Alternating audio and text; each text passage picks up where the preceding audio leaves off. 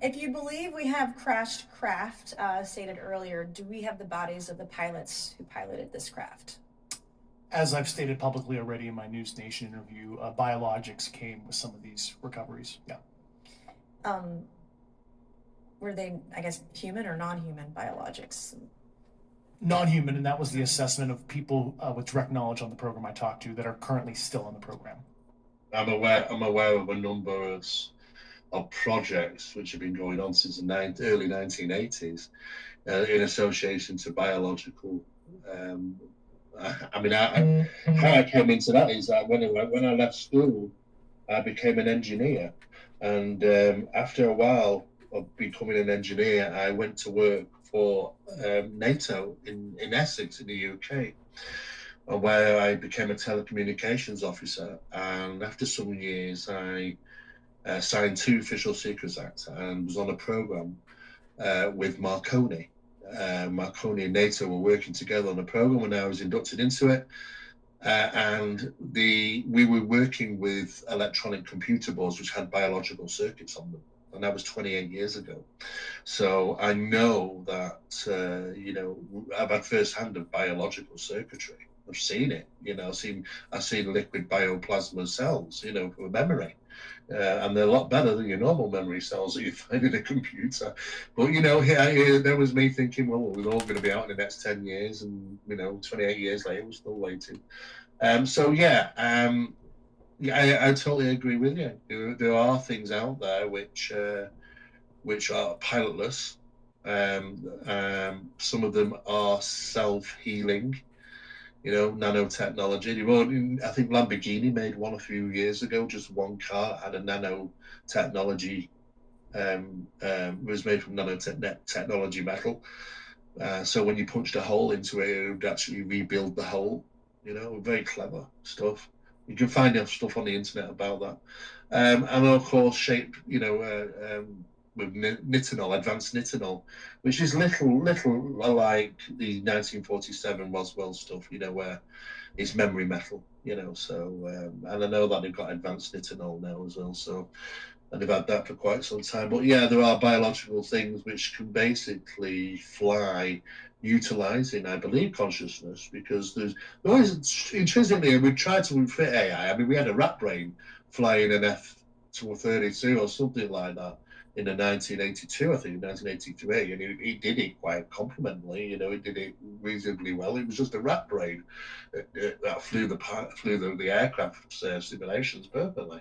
So we know that consciousness can fly these things. That was 82, so we consider where we are now. Then I'd assume we definitely have something like that. Here's a question, and I asked this person. They said that you may have spoke about this before. Can you speak on the plasma conscious link with the craft? Is that something you've talked about before? Well, it's been touched on in the book, and it appears that consciousness is the new weapon. If you really want to look at consciousness, and some of it's come out on TV, and then it was interesting, right after TV show did it, they admitted we have some of it. We now have drones that can be independently controlled by AI. So they just talked about the drones that can hover over a target for hours, identify the target, and hit it. Well, consciousness seems to be any kind of weapon or anything out there can be shut down from ground air. Do you understand what I mean? The frequencies can be modulated and interfered with, right? But if you understand how to manipulate something through consciousness, you could control a whole Armageddon of weapons and stuff, and it would be really hard to stop it, just like drones and everything else. And Northrop Grumman showed a video that I don't know if it's still out there, but the F-35 helmet, the pilot has the ability to control the aircraft through the helmet, which is using AI with his mind, and stuff outside the aircraft, like missiles and other drones and stuff. So the new weapon is understanding consciousness itself. And the plasmas, according to Condyne, they're real, and they're intelligent. They're under intelligent control. So, and a step further, the plasmas themselves could be the new life form. It could be just an energy form with being the consciousness energy form itself. Yeah. It may not be, no longer need to be in a human container. I think I had someone else on the show that kind of spoke along those lines. I was trying to understand the whole thing. It's very... Well, it's being looked at. I mean, to sit there and say how far we are, I'm not sure. But just the fact that there are people like Musk and stuff coming out threatening that AI could be our demise, you know what I mean? And and eventually, the one of the ways you can control everything is, imagine if you could take somebody's consciousness, take it out of the body and put it in the computer. Or put it in a drone or something. Yeah. Isn't that what happened to Mark Zuckerberg? It's interesting because when you're talking about consciousness, you can't help but wonder, you know, are we also talking about overlapping of the soul?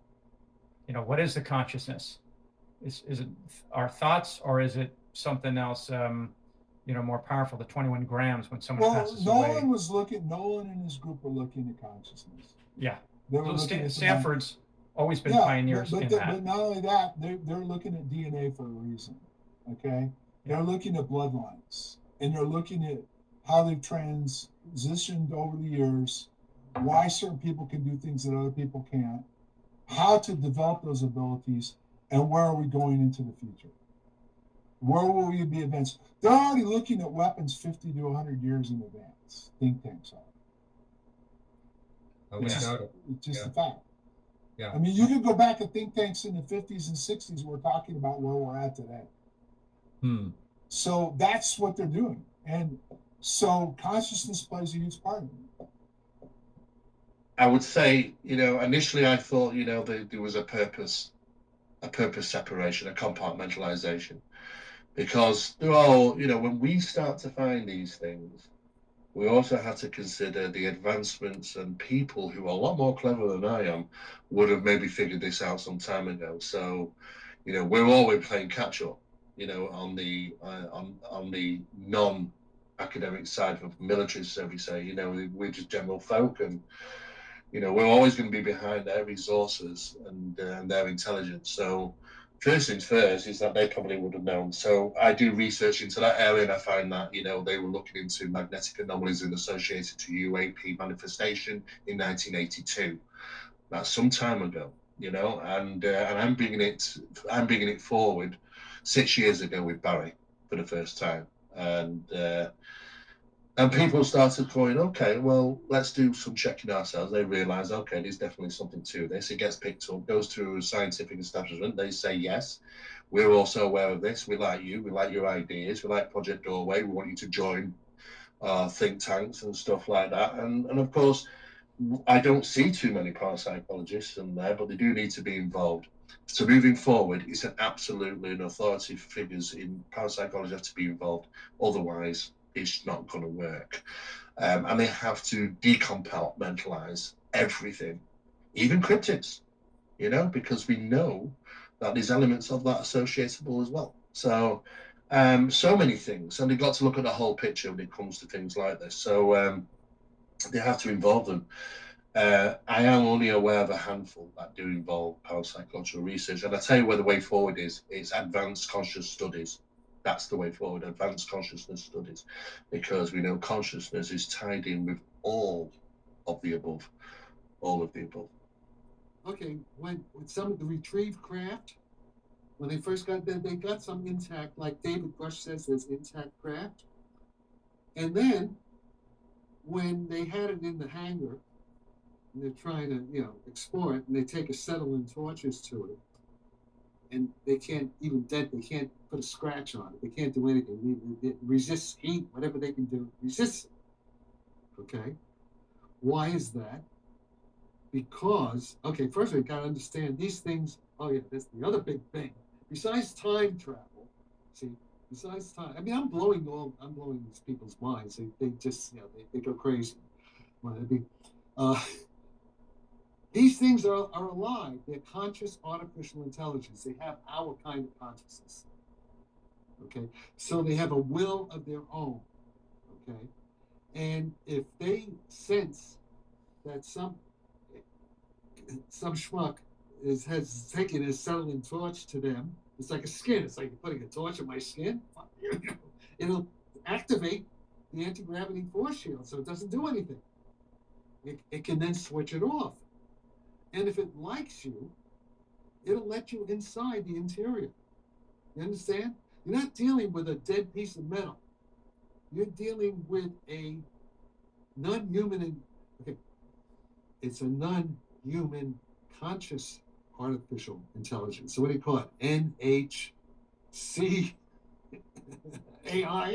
Yeah. So the point is, this is interesting because when George Koopman and these other guys from the CIA and the Army and the Air Force, when in the 70s they said, Jack, CIA wants to know two important things. How does consciousness work? And how do flying saucers fly? The two things are two sides of the same coin. And it turns out even the physics, there's even a connection to physics, which has to do with Lenny Suskind's, ER equals EPR, all that stuff. And so there we have it. So it's actually a pretty story. It's a very, the narrative. See, right now we have a conflict of narratives. You have guys like Louis Elizondo, Chris Mellon, Alexander, Jacques Vallée, Gary Nolan even is on their side now. And they're trying to pitch a certain narrative to the public and to the politicians, Tim Burchett, all these congressmen, Chuck Schumer, all these guys. They're trying to pitch a certain storyline. And I'm claiming that story is no good. Don't listen to their narrative, because there's serious things wrong with it, and the Russians know that. So what's happened now, I don't know. We apparently say, well, listen, disinformation, you talk about fake news and all that stuff, if you believe the wrong narrative, and then you give the Russians a head start, that they have the real narrative, they have the right stuff in Russia, because they listened to Jack Sarfatti. They invited Jack Sarfatti to Moscow, in July. My thought had been that there are. Yeah, my thought had been that there are multiple confusing. I would agree with you that they all had the same narrative, again, up until David Grusch appeared. And now it seems much more convoluted. And I get the impression, so I'm not disagreeing with you, but it seems like, it really seems like he threw a monkey wrench into things. It seemed like it was a very consistent story moving forward. You started with Nimitz and David Grusch was simply saying basically what I've been saying for years. I mean, there's not that much different, right? Some of his physics isn't right, but that's it's a minor thing. Again, just as a layperson, what I see is there was old school and new school UFOs, and what David Grusch really did was unite those two, and he did it in Congress, right, where he took 75 years of UFOlogy and connected it with UAP, and he said, look, these are the same. Yeah. Oh yeah. Okay. Yes, that's true. But the point is, none of them, including David Grusch, they do not have a clear understanding of the simple physics that explains it. So all that is so explained. It's so elementary. That's why it gets me frustrated and angry. I'm sorry, but I can only call it the stupidity of my peers, my so-called peers. The lack of knowledge of elementary physics, as I was taught by Hans Bethe and Richard Feynman and David Bohm and John Wheeler, and I was even spent weeks with Werner Heisenberg in Munich at the Max Planck Institute. Okay, this is where I learned my physics. I know where they learned their physics.